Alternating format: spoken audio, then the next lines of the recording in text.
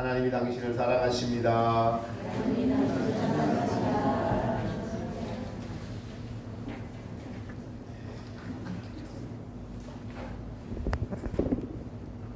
네, 며칠 전에 지방의 한 병원에서 심장 전문의를 구하는데 연봉 10억을 준대요. 연봉 10억. 그렇게 좋은 조건을 내걸고 3명을 구했는데 한 명의 지원자도 없더라는 겁니다. 연봉 10억인데 한 명의 지원자도 없어요. 그만큼 의사 수가 모자라기도 하고 또 어렵고 힘든 데는 일을 안 하려고 하는 사회 풍토를 보기를 봤습니다. 집단 이기주의가 사람의 생명을 담보로 하기까지 합니다. 의사라고 또 우리가 부러워할 직업이 아닌 것을 일반적으로 하나님의 관점에서는 알 수가 있습니다. 어떤 직업을 하든 하나님을 사랑하고 이웃을 사랑하는 그러한 마음으로 하는 자가 집단 이기주의에 빠지지 않고 그 일을 잘 감당할 수 있을 것이라고 생각을 합니다. 요즘 또 육체의 생명이 이 땅에서는 영혼의 구원담으로 중요한데 그것을 맡은 사람으로서 히포크라테스의 선서를 지키고 있는지라고 생각하면 씁쓸한 마음이 들었습니다. 요즘 오은영 박사가 진행하는 문제 있는 아이들에 대한 상담을 금쪽이라고 하죠. 문제가 있지만은 우리 아이가 금방큼 귀하다라는 그런 금쪽이라고 생각하면서 문제 해결을 해나가는 프로그램이 있습니다. 아이의 행동들을 보면은 참 엄청 문제가 커 보이는데 그 원인들을 살펴보면은 어른들, 부모의 잘못된 행동과 잘못된 가르침, 잘못된 훈육 또 아니면 또 무관심으로 생긴 문제가 대부분이죠. 아이들이 너무 버릇이 없고 잘못된 방향으로 나가고 있습니다. 요즘 학교 교사를 하기가 그렇게 어렵다고 합니다. 과거에는 선생님의 말씀이 두렵고 떨리는 마음으로 받아들였는데 요즘 아이들은 선생님을 존경하는 마음이 없어요. 네, 적당한 체벌이 있어야 되는데 체벌을 하면은 바로 경찰서에 아이들이 핸드폰으로 신고합니다. 그래서 교권이 무너진 질서가 무너진 것을 볼 수가 있습니다. 오늘 이야기는 아담과 하와의 이야기입니다. 아담과 하와의 이야기를 창세기에서 하나님이 적어 놓으셨는데 이것을 잘 이해하면은 우리는 인간의 타락한 이유와 현재 진행 중인 인간들의 상태와 나의 상태를 이해할 수가 있습니다. 죄가 무엇이냐, 그리고 죄로 인한 벌이 무엇이고, 죄로 인한 벌로 끝나는 것이 아니라 하나님께서는 이 죄로 인한 벌을 받는 인간들을 아담과 하와와 그의 후손들을 구원하기로 한 이 죄와 그리고 죄로 인한 벌 그리고 하나님의 구원 이 셋을 이해하면서 이 셋이 저와 여러분의 성도들의 삶에 지금 깊숙이 개입되어 있다는 사실을 우리는 알아야 합니다. 믿음의 삶이란 구원 얻은 성도의 삶이란 이 죄와 그리고 죄로 인한 벌 그리고 이것을 통한 하나님의 구원 이것이 이루어져 우리의 삶 속에서 이루어져 가고 있다는 거예요. 그래서 이 죄와 벌이 무슨 상관관계가 있으며 또 죄로 인한 벌 속에서 하나님은 어떻게 구원을 이루어 가시는지 살펴보면서 같이 은혜를 나누고자 합니다. 하나님의 창조로 인간이 존재합니다. 범죄하기 전에 아담은 우리와 같은 지정의를 가진 인간이었으나 죄를 지었습니다. 죄는 하나님의 명령에 불순종한 것이 죄입니다. 창세기 2장 17절에 보니까 선악을 알게 하는 나무는 먹지 말라. 내가 먹는 날에는 정령 죽으리라 라고 기록하고 있습니다.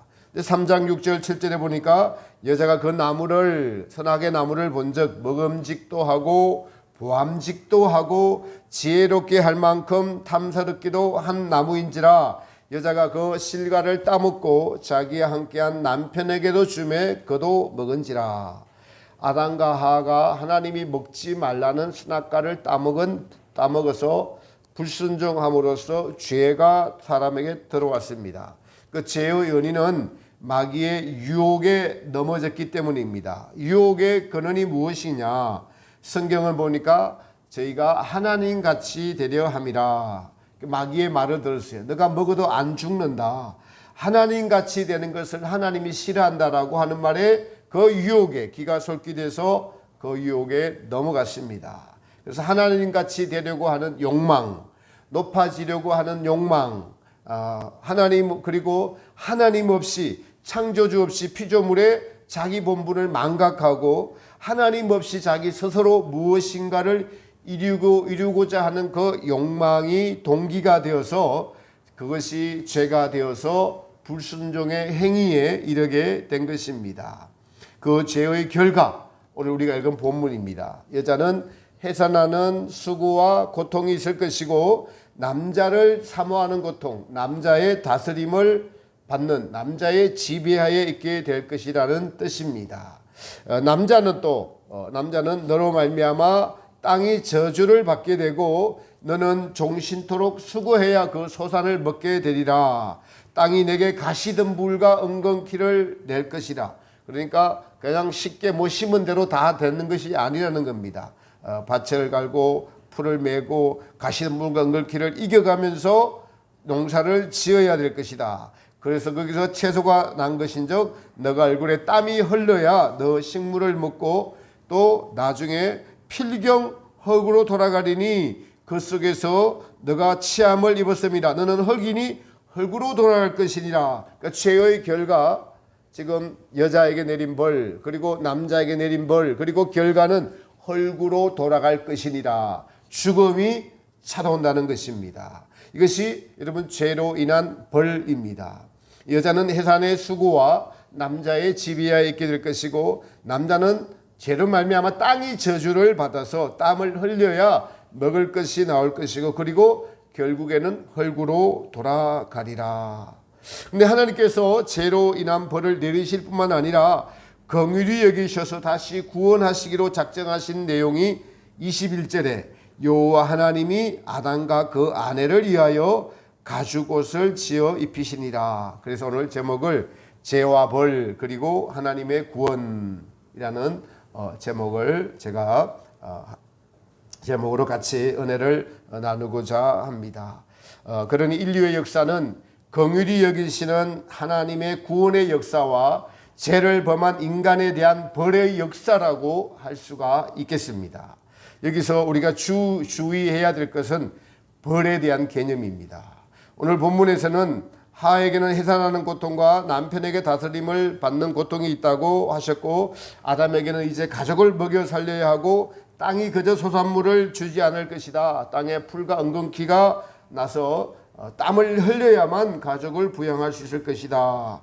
남자에게는 가족 부양이라는 인생의 수고로움과 괴로움이 주어졌다는 것입니다. 그리고 가장 결정적인 것은 죽음입니다. 너는 흙으로 왔으니 흙으로 돌아갈 것이니라는 죽음이에요. 이 땅에서 죄를 범한 육체는 모두가 죽어야 한다는 것입니다. 우리는 최근에 권사님, 전도사님의 모친상을 당해서 장례를 치르면서 죽음에 대한 의미를 다시 새기게 되었습니다. 그렇습니다.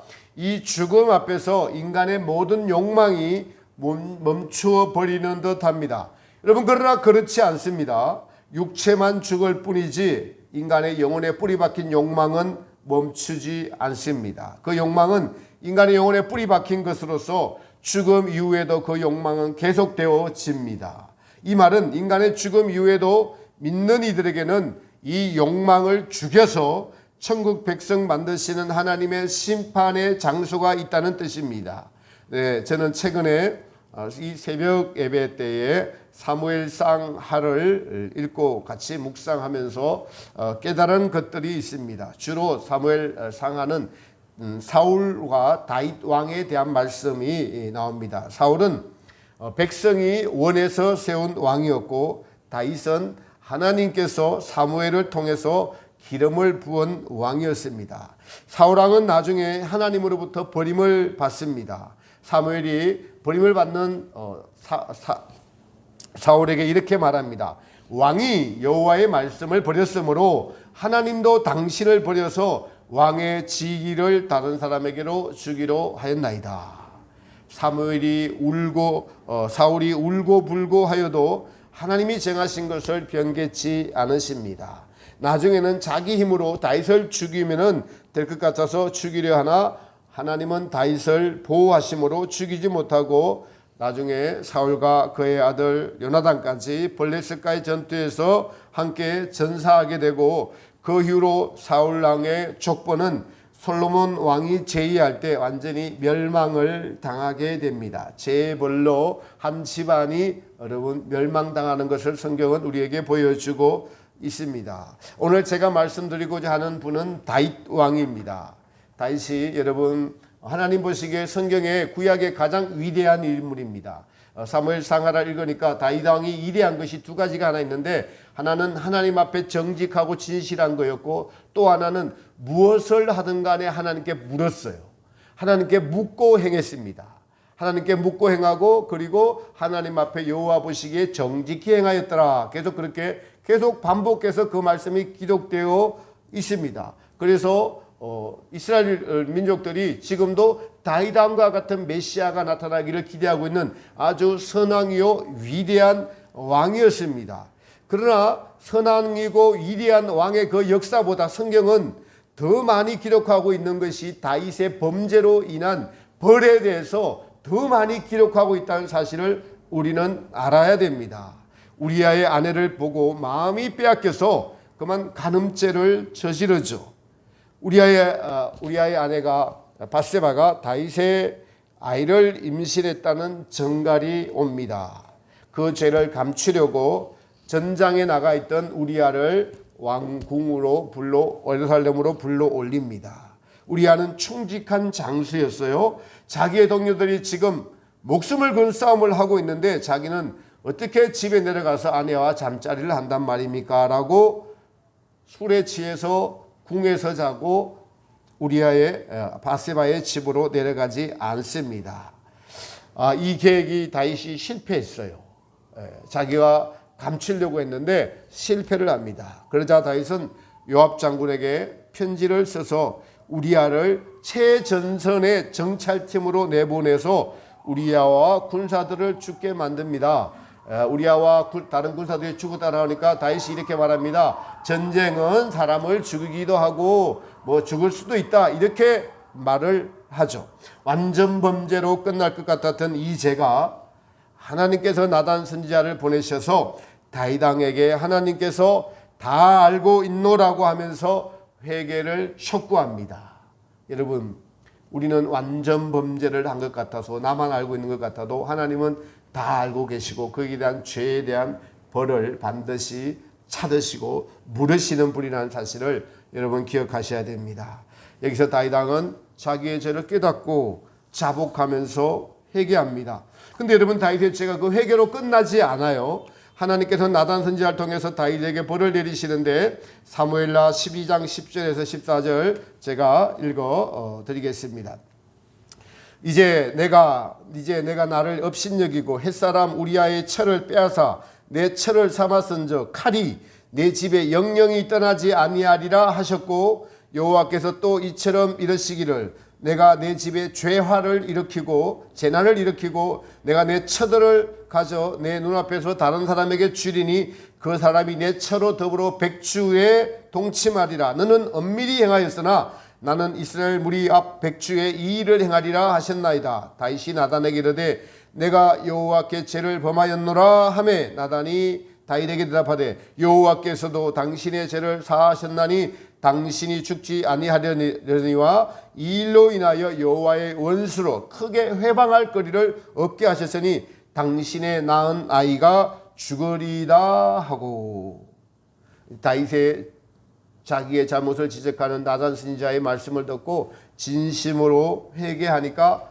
용서를 받습니다. 여호와께서 당신의 죄를 사하셨나니 당신이 죽지 아니하려니와 그런데 여러분 어떡합니까? 벌이 뒤따릅니다. 다윗의 범죄로 우리아가 죽었고 우리아의 군사들도 죽었습니다. 이 범죄로 말미암아 다윗의 집이 죽음이 칼로 인한 전쟁의 죽음이 떠나지 아니하겠고 싸움과 전쟁이 그치지 않겠다는 것입니다. 그리고 내가 내 집에 재난을 일으킬 것이고 다윗의 벌은 가장 먼저 우리아의 아내에게서 태어난 아이가 죽습니다. 아이가 죽습니다. 다윗이 그 아이가 병들어 죽게 되자 금식을 하면서 기도를 하지만은 하나님이 정하신 그 아이는 여러분 죽게 됩니다. 죽게 돼요.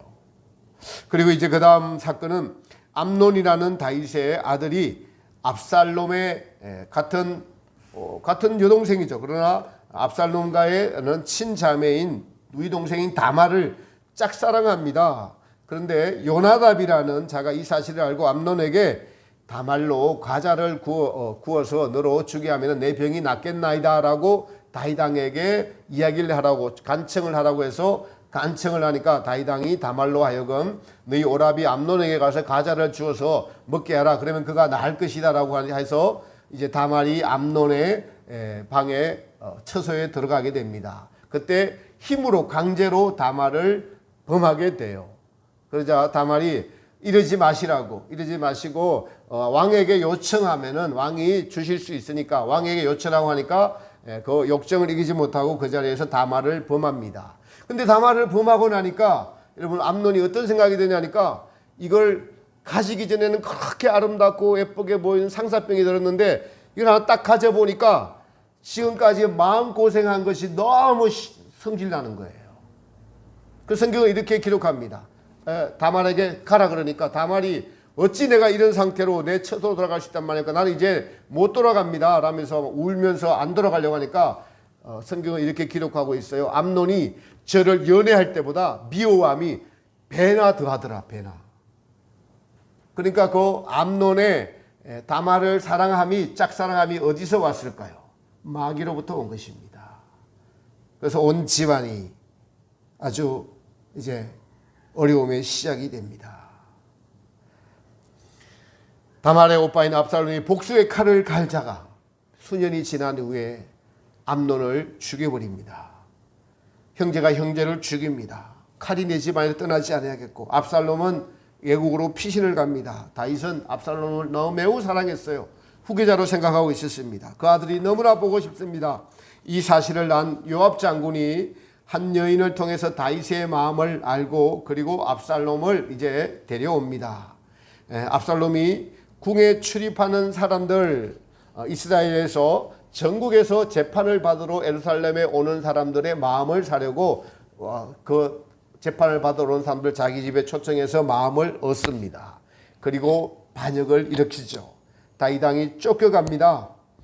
다윗왕이 쫓겨갈 때 아이도벨이라는 이 사실은 우리아의 아내인 우리아와 관계가 있는 친척입니다. 이 아이도벨이라는 책사가 압살롬에게 남겨놓은 후궁 10명을 모든 대신들이 보는 앞에서 동침을 하게 합니다. 이것은 다윗왕과 압살롬이 원수가 되겠다는 다윗왕은 이제 나의 아버지가 아니라는 선포를 하는 것이죠. 그대로 합니다. 나단 선지자가 예언한 대로 이루어집니다. 너는 은밀한 가운데 이 죄를 저질렀지만 나는 백주에 네 잘못 범한 것을 다 세상에 드러내리라. 나단이 예언한 대로 이루어졌습니다. 압살롬이 반역을 한 죄로 여러분 죽습니다.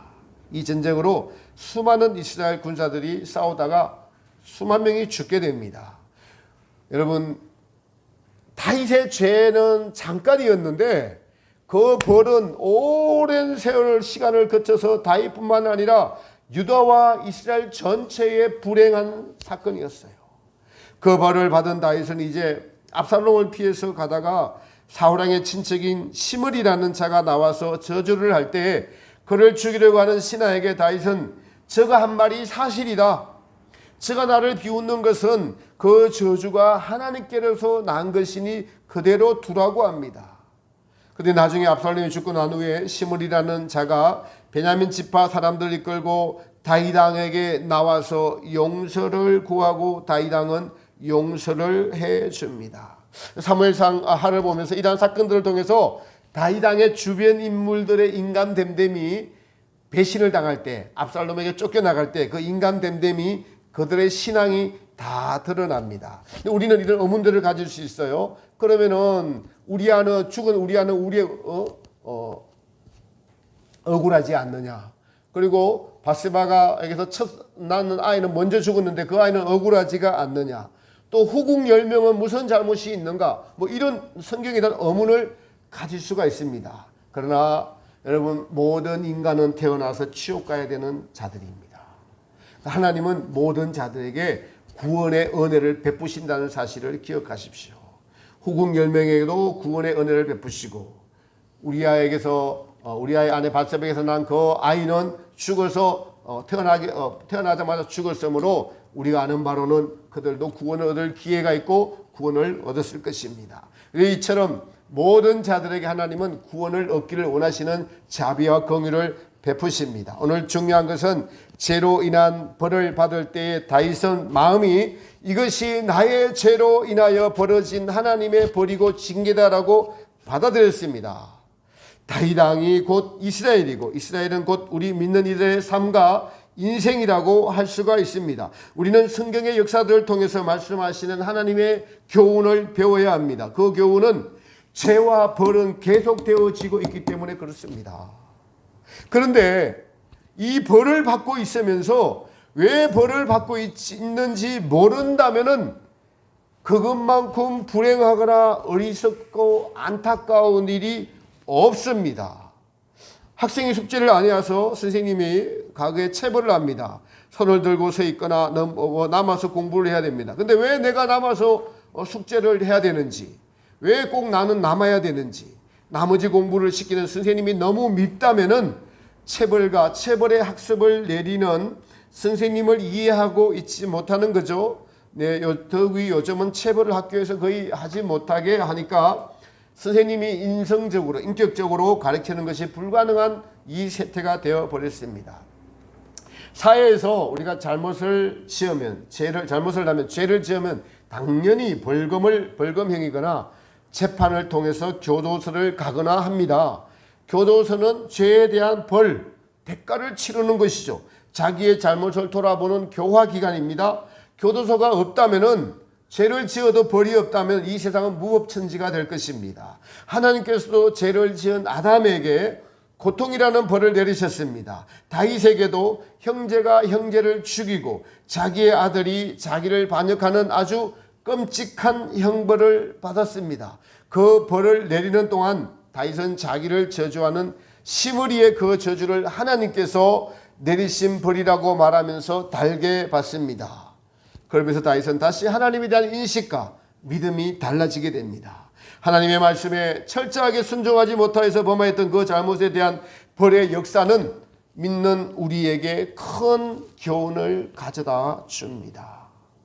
우리가 마음의 고통을 받거나 여러분 환경에서 어려움을 당하고 있다면은 하나님의 징계, 즉 벌의 관점에서 보면서 우리의 죄로 인한 마음의 고통을 달게 받으면서 하나님의 자비와 긍휼을 기다려야 합니다. 김창욱인가 하는 분이 강사가 하는 말이 마음에 와 닿습니다. 우리가 가까운 사람에게 어떤 상처를 받거나 마음의 고통을 가지고 있다라는 것, 어떤 사람에 대한 여러분 사랑을 했는데 실패하거나 아니면 그 가족이 돌아가셨거나 했을 때 너무 마음에 고통이 있다는 것은 마음에 고통이 있다는 것 그 자체가 그 사람에 대한 진심이라는 겁니다. 마음에 고통이 남아 있다는 것이 그 사람에 대한 진심이라는 거예요.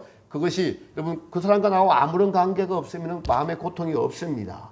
그 사람에 대한 진심된 마음이 남아 있으니까 나의 불찰, 나의 잘못 이런 것들에 대한 미안한 것들이 고통으로 남아 있다는 것입니다. 그래서 이 고통이라는 것이 여러분 괴로워서 빨리 벗어나고 싶지만은 고통이라는 선물을 통해서 하나님은 하나님의 구원의 역사를 이루어가고 계신다는 사실을 기억하십시오. 우리가 아플 때 육체가 아프면 육체에 고통이 오잖아요. 그래서 고통이 와야 병원에 가서 치료를 받습니다. 그렇지 않으면은 아무런 고통이 없다면은 우리는 여러분 그냥 이 고통에 대한 인식과 그리고 이 잘못을 모릅니다.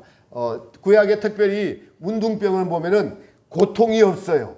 죄에 대한 결과 고통이 없다면은 여러분 영원한 지옥으로 들어간 겁니다. 우리가 죄를 지었을 때 양심의 고통이 있는 것이 축복입니다.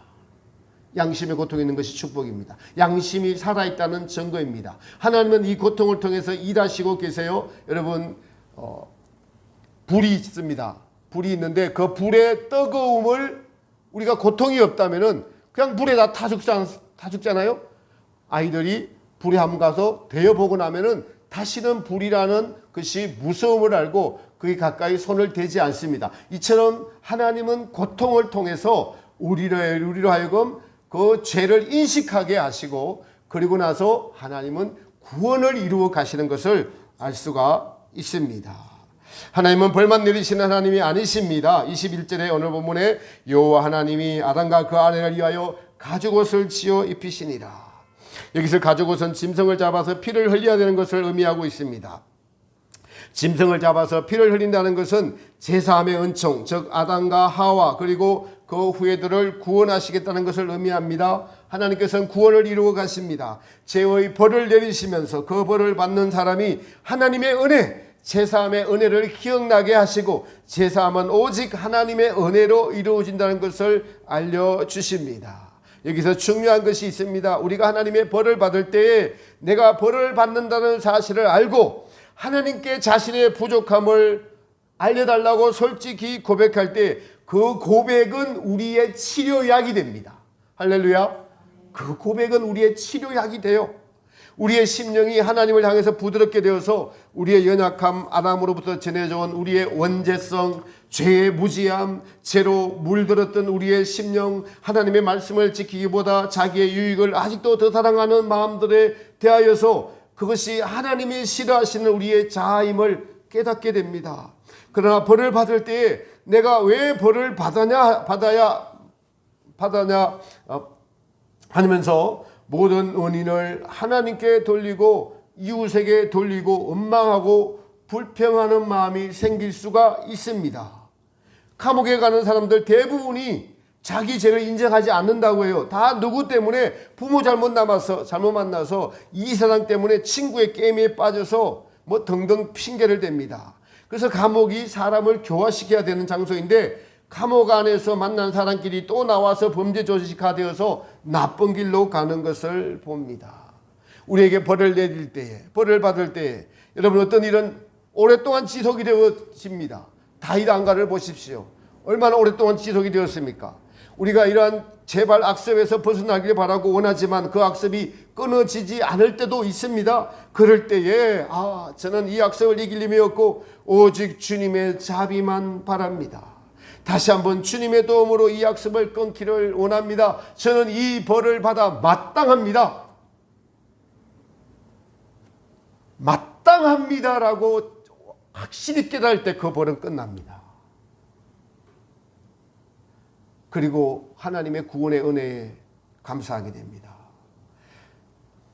저는 제 주변에 가까운 가족 중에서 이웃을 정죄하고 판단하다가 똑같은 일을, 더 어려운 일을 당하는 것을 봤습니다. 그분이 다른 분을 시기하고 질투를 해요. 어떤 권사님이 자기보다 기도도 더 하고, 그런데 그 권사님은 왜 기도를 할 수밖에 없었어요? 자기 자녀가 정신적으로 어려워서 어떻게 보면 마귀에게 잡혔어요. 그러니까 그 사람을 정죄를 합니다. 저렇게 기도를 해도 안 낫는 그 이유가 뭐냐라고 시기하고 미워하고 질투를 하면서 그렇게 말로 그 사람에게 상처를 줬어요. 그러니까 그분의 가족 중에 한 분이 그 자녀가 여러분 마귀에게 잡혀서 20년 동안 고생했어요.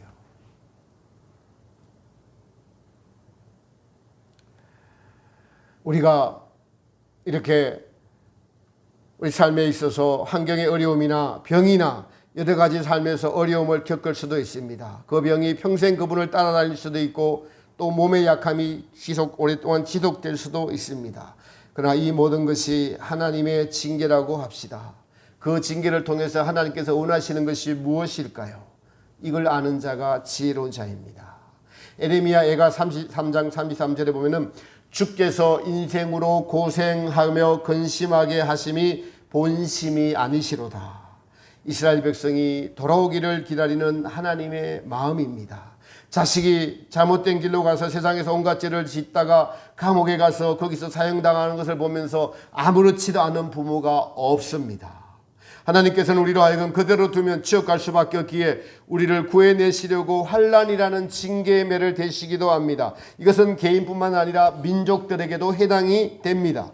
그리고 이제 주님을 더 알기를 원하고 천국은 침노를 하기를 원하는 하나님의 백성들에게는 구원의 완성을 위해서 벌이라는 징계를 구원하시는 수술의 도구로 사용하셔서 하나님의 뜻을 이루어 가십니다. 그리고 이 사실을 알고 이제 감당할 만한 분들에게는 이제 하나님은 주님의 마음을 아는 자들에게는 십자가를 지고 주님을 따르는 믿음이 되는 분들에게는 고난이라는 십자가를 지어주셔서 예수님과 같이 그 고난의 십자가를 지게 하셔서 그 자신의 구원과 주변의 구원을 이루어 가시는 것이 하나님의 뜻입니다.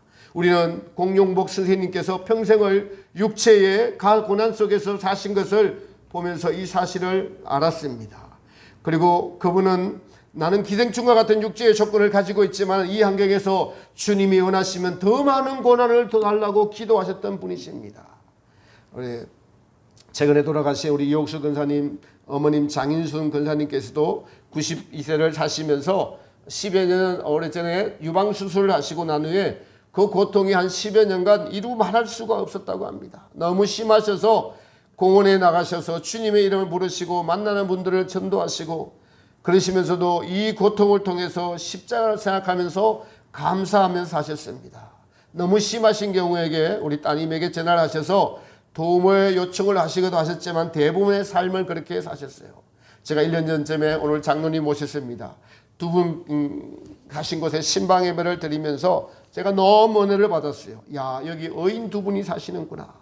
이 부천 지역과 다니는 교회가 복이 있다.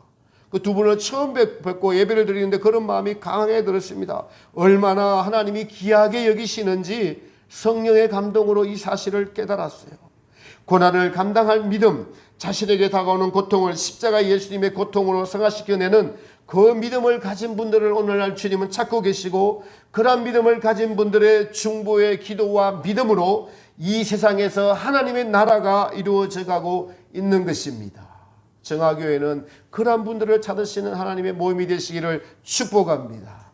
오늘 제일 중요한 것은 우리 인생을 이 땅에서 세상의 복을 찾으려고 아무리 노력하고 또 가지고 즐겨보았지만은 죽음이라는 덫, 육체로 돌아가리라는 뜻을 이기지 못하고 그 앞에 서면 전부 다 허무해집니다. 성경은 하나님을 떠나서 불순종한 인간들에게 죄로 말미암은 벌이라는 고통이 있음을 알려주고 있습니다. 다윗을 통해서 우리는 죄로 파생한 벌로 말미암아 불행한 인간의 역사가 반복되는 것을 보여주시면서 이 성경을 통해서 성경의 역사를 통해서 지금 여기 계신 분들이 이해할 수 없는 고통 속에 계시다면 하나님 이 고통의 원인이 무엇인지요 깨닫게 해 주십시오. 그리고 이 고통의 역사를 끊는 것은 회개와 하나님께로 돌이킴밖에 없습니다. 천상의 책에서 예수님은 에덴 동산에 있었던 아담의 불순종의 타락과 그 형벌을 대비해서 에덴 동산과 갈보리 동산을 비교하면서 설명해 주시더라고요. 에덴에서 불순종해서 죄가 들어왔다. 그러나 갈보리에서는 오직 하나님의 뜻에 순종하는 예수로 말미암아 그 죄가 해결되었다. 에덴으로서 죄로 말미암아 벌이 왔고 인류는 이제 그 벌의 고통 속에 있다. 갈보리에서 이제 죄로 말미암은 고통의 벌을 십자가에서 친히 내가 당함으로써 이 벌에 대해서 완전한 끝장을 내릴 것이다. 할렐루야. 이것이 성경의 역사입니다. 이것이 성경입니다.